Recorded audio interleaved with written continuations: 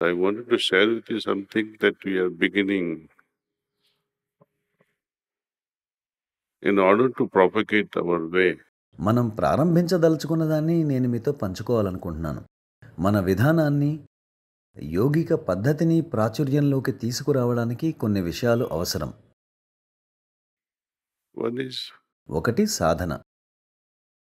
ఇందులో మనకి 3-4 విషయాలున్నాయి. వాటిపై దృష్టి పెట్టండి.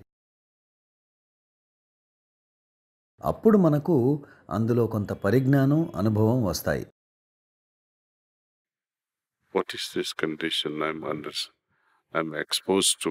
నేను అనుభవిస్తున్న ప్రస్తుత కండిషన్ ఏమిటి? నాలో ఈ అసహనానికి కారణం ఏమిటి? Read books of our founders. మన గురువర్యుల పుస్తకాలు చదవండి. అందులోంచి ఏం అర్థం చేసుకోగలమో గమనించండి.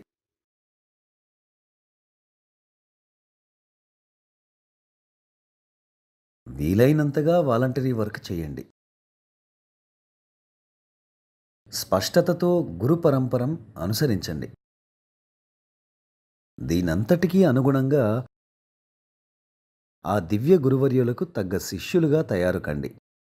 వారి భావాలకు అనుగుణంగా నేను నా జీవితాన్ని గడుపుతున్నానా? ఇది వారితో సరిపోలుతున్నదా? బాహ్యంగా కానీ, అంతరంగంలో కానీ వారికి అనుగుణంగా జీవిస్తున్నానా? కాబట్టి ఈ 5 విషయాలు మనం గుర్తుంచుకోవాలి.